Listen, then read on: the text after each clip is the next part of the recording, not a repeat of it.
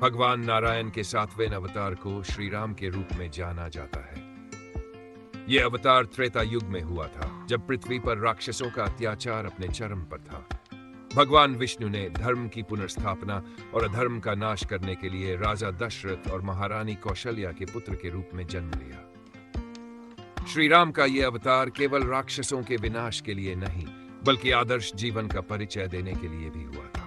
उनकी कथा महर्षि वाल्मीकि द्वारा रचित रामायण में विस्तार से वर्णित है। श्री राम का जन्म और उद्देश्य अयोध्या के राजा दशरथ अपनी 3 रानियों कौशल्या, सुमित्रा और कैकेयी के साथ सुखी जीवन व्यतीत कर रहे थे, लेकिन उन्हें कोई संतान नहीं थी। संतान प्राप्ति के लिए उन्होंने ऋषि वशिष्ठ के परामर्श से पुत्र कामेष्टि यज्ञ का आयोजन किया।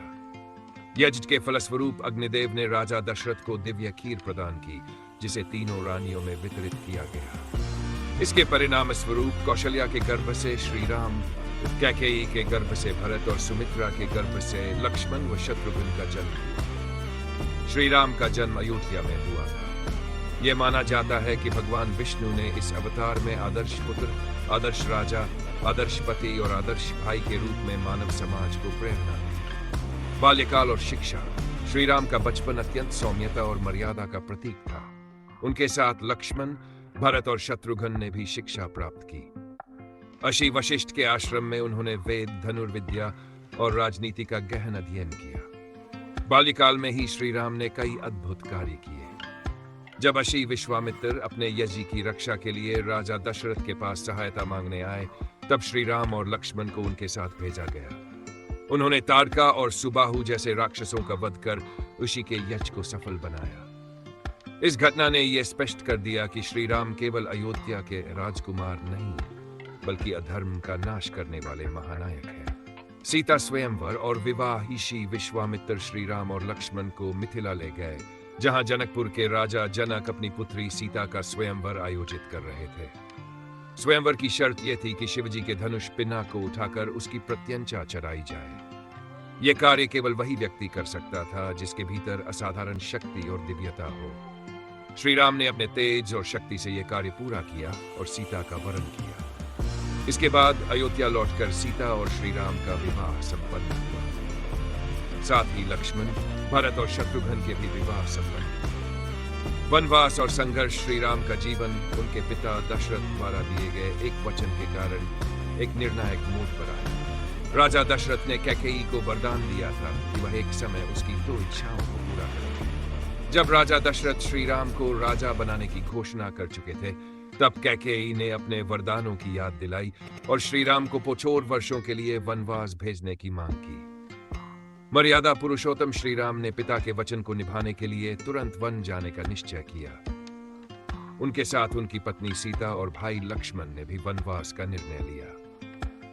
वनवास के दौरान उन्होंने अनेक कठिनाइयों का सामना किया, लेकिन कभी भी अपने धर्म और कर्तव्य से विचलित नहीं हुए। रावण का वध। वनवास के दौरान पंचवटी में रहते हुए रावण की बहन शूर्पणखा ने श्री राम से विवाह का प्रस्ताव रखा, जिसे उन्होंने अस्वीकार कर दिया। इसके बाद शूर्पणखा ने लक्ष्मण से विवाह की इच्छा व्यक्त की। लक्ष्मण ने क्रोधित होकर उसकी नाक काट दी। यह घटना रावण के क्रोध का कारण बनी। रावण ने छल से सीता का हरण कर लिया और उन्हें लंका ले गया।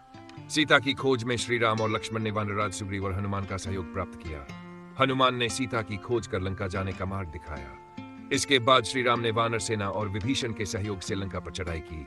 लंका युद्ध में रावण और उसकी सेना का विनाश हुआ। श्री राम ने रावण का वध कर सीता को मुक्त किया। यह विजय सत्य और धर्म की अधर्म पर जीत थी। अयोध्या वापसी और राज्याभिषेक। 100 वर्षों का वनवास पूरा कर श्री राम, सीता और लक्ष्मण अयोध्या लौटे। उनके लौटने के इस शुभ अवसर को दीपावली के रूप में मनाया गया। अयोध्या पहुंचकर श्री राम का राज्याभिषेक किया गया। उनके शासनकाल को राम राज्य के नाम से जाना जाता है, जो न्याय, धर्म और समृद्धि का प्रतीक था। श्री राम का आदर्श जीवन। श्री राम का जीवन हर व्यक्ति के लिए प्रेरणादायक है। उन्होंने हर परिस्थिति में धर्म और मर्यादा का पालन किया। चाहे वह वनवास का समय हो, सीता का त्याग हो या रावण जैसे शक्तिशाली शत्रु के साथ युद्ध हो, उन्होंने हर परिस्थिति में संयम, धैर्य और कर्तव्यपरायणता का प्रदर्शन किया। निष्कर्ष। भगवान विष्णु का यह 7वां अवतार केवल राक्षसों के विनाश तक सीमित नहीं था। श्री राम ने अपने जीवन के माध्यम से यह सिखाया कि सच्चाई, धर्म और कर्तव्य का पालन कैसे किया जाता है। उन्होंने न केवल अपने परिवार बल्कि समाज और संपूर्ण मानवता के प्रति अपनी जिम्मेदारियों का निर्वहन किया। उनके जीवन का हर पहलू हमें आदर्श जीवन जीने की प्रेरणा देता है। श्री राम का अवतार धर्म की स्थापना और अधर्म के नाश के साथ साथ आदर्श मानवता का प्रतीक है। उनकी कथा अनंत काल तक प्रेरणा देती रहेगी और यह सिखाती रहेगी कि जीवन में मर्यादा और कर्तव्य का पालन कितना महत्वपूर्ण है। हमारी वीडियो पसंद आई हो तो कृपया सब्सक्राइब और लाइक करें। इससे हमें प्रोत्साहन मिलेगा और हम आपके लिए और भी बेहतर सामग्री ला सकेंगे। धन्यवाद।